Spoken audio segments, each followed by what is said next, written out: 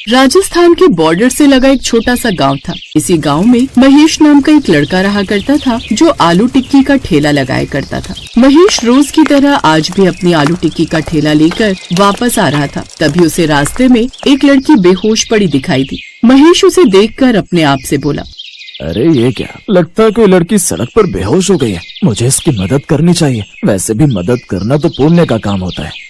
अब महेश जल्दी से अपने ठेले से थोड़ा पानी लेता है और उस लड़की के पास जाकर उस पर छिड़क देता है। वो लड़की धीरे धीरे होश में आती है और उसे होश में आता देख महेश कहता है, आप ठीक तो है ना मैडम जी? आप इस तरह सड़क पर बेहोश कैसे हुए?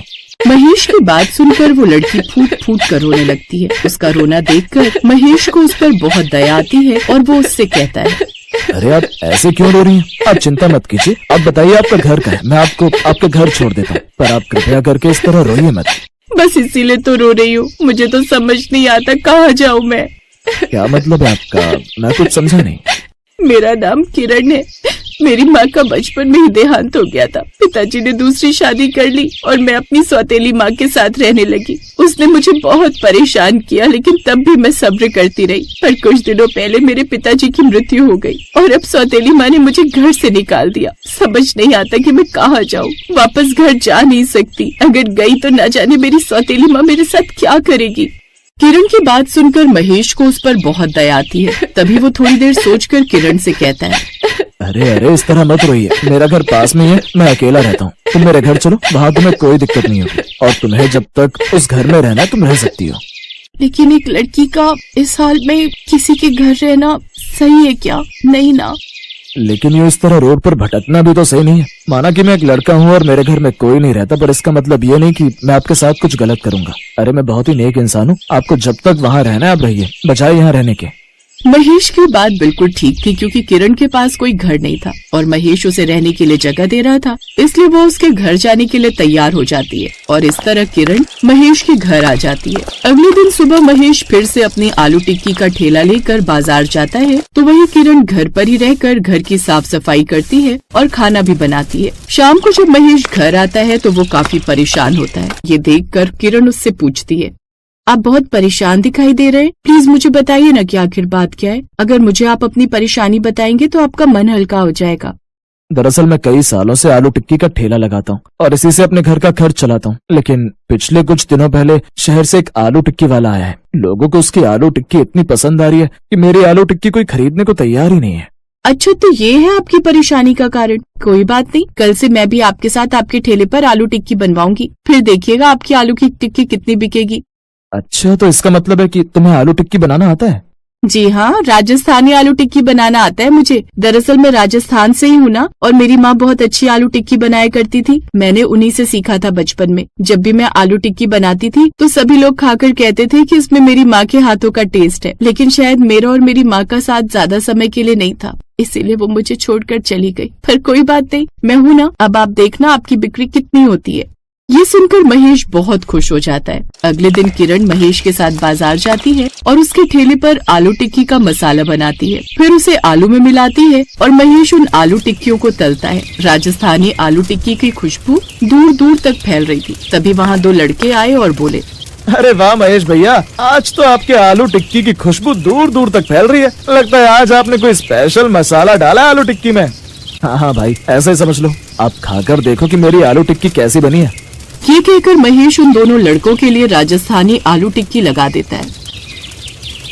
वो दोनों राजस्थानी आलू टिक्की खाते और महेश की बहुत तारीफ करते हैं। दूसरा लड़का कहता है, महेश भैया, आज तो आपकी आलू टिक्की खाकर मजा ही आ गया। इतनी स्वादिष्ट आलू टिक्की तो मैंने आज तक नहीं खाई, यहाँ तक कि आपके ठेले पर भी नहीं। ये सुनकर महेश बहुत खुश हो जाता है और किरण की तरफ देखता है। किरण भी उसे देखकर मुस्कुरा देती है। तभी वहाँ राजस्थानी आलू टिक्की की खुशबू सुनकर कुछ और लोग आ जाते हैं और वो भी महेश से आलू टिक्की लगाने के लिए कहते हैं। महेश जल्दी जल्दी सबके लिए आलू टिक्की लगाता है। सभी लोग आलू टिक्की खाते हैं और महेश की बहुत तारीफ करते हैं। महेश के ठेले के सामने ही विनोद का भी ठेला था, जिसके बारे में विनोद ने किरण को बताया था। विनोद को ये सब देखकर बहुत बुरा लग रहा था, लेकिन वो कर ही क्या सकता था। ऐसे ही कुछ दिन बीत जाते हैं। फिर एक दिन महेश किरण से कहता है, किरण, अब हमारी राजस्थानी आलू टिक्की बहुत अच्छी बिकने लगी है और हमारे पास काफी पैसा भी जमा हो गया और ये सब सिर्फ तुम्हारी वजह से हो पाया है। हाँ महेश, मुझे इस बात की बहुत खुशी है, लेकिन इसमें तुम्हारी मेहनत भी बराबर की भागीदार है। किरण, मुझे तुमसे एक बात कहनी है, अगर तुम बुरा ना मानो तो। हाँ हाँ, कहो ना महेश।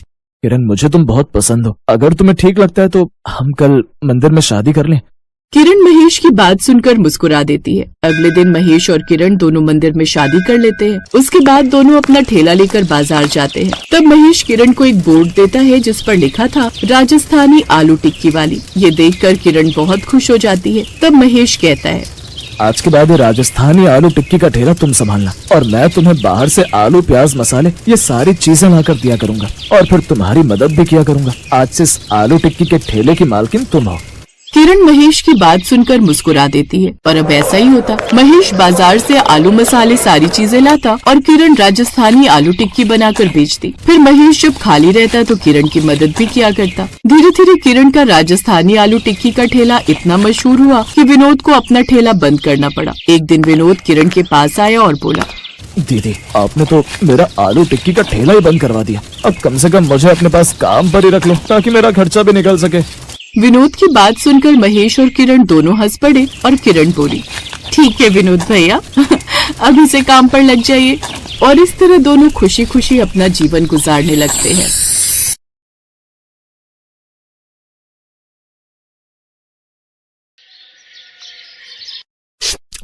भाई मेरा मन तो भर गया, लेकिन पेट नहीं भरा। जी करता है कि खाता ही जाऊं, खाता ही जाऊं। कितना स्वादिष्ट बना लेती है मेरी लाडो, जबकि सिखाने के लिए तेरी माँ भी नहीं है। तेरे बचपन में ही तुझे छोड़कर भगवान को प्यारी हो गई। वैसे तूने कहाँ से सीख लिया ये सब? बाबा, वो पड़ोस में सुनीता काकी है ना, उन्हीं से सीखा है। वो सब तरह का खाना, चाट, पकौड़ी सब बना लेती है। बड़ा प्यार करती है वो मुझे। मैं उनकी काम में मदद जो कर देती हूँ। अच्छा, फिर तो कल तुम्हारे जन्मदिन पर हम उनकी भी दावत कर देते हैं। आखिर उन्हीं के कारण मुझे इतना अच्छा खाना जो मिल रहा है बिटिया के हाथों। ठीक है बाबा, लेकिन भूलना मत मेरे लिए नया सूट लेकर आना जन्मदिन पर। वो दोनों काफी खुश थे, लेकिन उनके भाग्य में खुशी नहीं लिखी थी। जगमोहन टिफिन लेकर काम पर चला गया, लेकिन फैक्ट्री में बॉयलर फट गया। 12 कारीगरों की उसमें मौत हो गई, जिसमें जगमोहन भी था। अब टीना बिल्कुल अकेली रह गई। उसकी दूर की रिश्ते की बुआ सुलोचना उसे अपने साथ ले गई, लेकिन अपने घर लाकर तो उसने उसे नौकरानी ही बना लिया। वो सारे घर का काम उससे लेती और उसे ठीक से खाने को भी नहीं देती। काम करने में मौत आती है ना तुझे, वो तो मैं रहम खाकर तुझे ले आई, नहीं तो भूखी मरती। चल अब काम कर। एक रोज टीना को काफी तेज बुखार आया। उस रोज उसकी नींद नहीं खुली। ये मैडम अभी तक सोई पड़ी है, घर का सारा काम बाकी है। बुआ जी, आज मेरी तबीयत ठीक नहीं है, तेज बुखार है, मुझसे काम नहीं होगा। रुक, मैं तुझे अभी डंडा लगाती हूँ, फिर तेरा सारा बुखार भाग जाएगा। सुलोचना जैसे ही डंडा लेने गई, टीना डर के मारे भाग खड़ी हुई। उसे चक्कर आ रहे थे। भागते भागते वो थक गई और बेहोश होकर सड़क पर गिर पड़ी। वहीं पास में एक बस्ती थी, उसमें रहने वाले मनोज की नजर उस पर गई तो वो उसे उठाकर घर ले आया। देखो ममता, कितनी प्यारी बच्ची है, न जाने किस मुसीबत में फंसी है। इसे तो तेज बुखार है, जल्दी से डॉक्टर को बुलाओ। डॉक्टर ने उसे दवाई दी तो कुछ देर बाद उसे होश आया। मैं कहाँ हूँ? बेटी, तुम सड़क पर बेहोश हो गई थी, इसलिए मैं तुझे यहाँ ले आया। चलो मैं तुम्हें तुम्हारे घर छोड़ कर आता हूँ। तुम्हारे माँ बाप परेशान हो रहे होंगे ना? ये सुनते ही टीना रोने लगी। मेरा तो इस दुनिया में कोई नहीं है, अब मैं कहाँ जाऊंगी? ये सुनते ही ममता और मनोज उदास हो गए। अब हमारे तो खुद ही खाने के लाले पड़े हैं, फिर हम इसका पेट कैसे पालेंगे? लेकिन जमाना भी तो कितना खराब है, इसे यूं अकेला भी तो नहीं छोड़ सकते ना। अगले दिन मनोज, ममता और रौनक मजदूरी करने चले गए। तब तक टीना ने घर का सारा काम कर दिया, साथ ही बड़ा स्वादिष्ट खाना भी बनाकर तैयार रखा था। शाम को जब वो थके हारे घर लौटे तो ये सब देखकर हैरान रह गए और खाना खाकर तो वो बहुत खुश हुए। वाह, तुम तो खाना बहुत ही स्वादिष्ट बनाती हो। हम तो थके हारे घर आते तो जल्दी जल्दी में पेट भरने के लिए कुछ भी बना लेते हैं। आज कितने समय बाद हमने अच्छा खाना खाया है, अब तो मैं रोज ही बनाकर रखूंगी। ऐसे ही एक दिन टीना उनके लिए आलू टिक्की की चाट बनाकर तैयार करती है, जिसे खाते ही वो सब बहुत खुश होते हैं। वाह, लाजवाब! इतनी अच्छी आलू टिक्की चाट तो अपने यहाँ का कोई चाट वाला भी नहीं बना पाता। आप लोगों को पसंद आई? पसंद? बेटी, ये तो लाजवाब है। अब तो आप हर दूसरे दिन हमारे लिए ये बनाना। ये सुनकर टीना बहुत खुश हुई। फिर उसके मन में एक विचार आया। अगर आप सब बुरा न मानो तो मैं घर के बाहर आलू टिक्की चाट का ठेला खोलना चाहती हूँ। इससे मैं घर देखने के साथ साथ कुछ काम भी कर लूंगी। क्या आप मेरी मदद करेंगे? ये तो बहुत अच्छा विचार है, हम तुम्हारी मदद जरूर करेंगे। मनोज और ममता बाजार जाकर जरूरी सामान ले आए। टीना ने कई तरह के मसाले बनाकर उनको भुना और आलू में मिलाकर उसकी टिक्की बनाकर चाट तैयार कर ली, जिसमें उसने दही, चाट, पापड़ी सब मिला दिया। फिर रौनक ने आस पड़ोस में प्रचार करना शुरू कर दिया। कुछ देर बाद उसके पास कुछ ग्राहक आए। आलू टिक्की चाट खाते ही वो सब बड़े खुश हुए। अरे वाह, क्या स्वाद है भाई! इससे पहले इतनी स्वादिष्ट आलू टिक्की चाट तो मैंने कभी भी नहीं खाई। आहा! और साफ सफाई तो देखो कितनी रखी है इसने। वाह वाह, लाजवाब। अब ग्राहकों को उसकी चाट काफी पसंद आने लगी। कुछ ही दिनों में उसके पास लोगों की भीड़ लगना शुरू हो गई।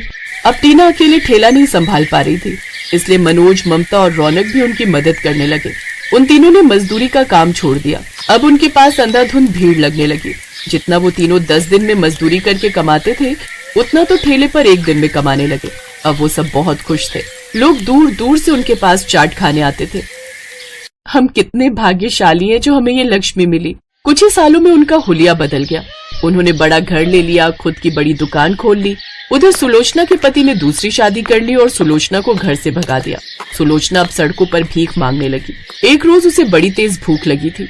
वो मांगते मांगते टीना की दुकान पर पहुंची। मुझे कुछ खाने को दे दो, मुझे बहुत तेज भूख लगी है। बुआ, आपकी ये हालत कैसे हो गई? टीना, तू, ये दुकान तेरी है?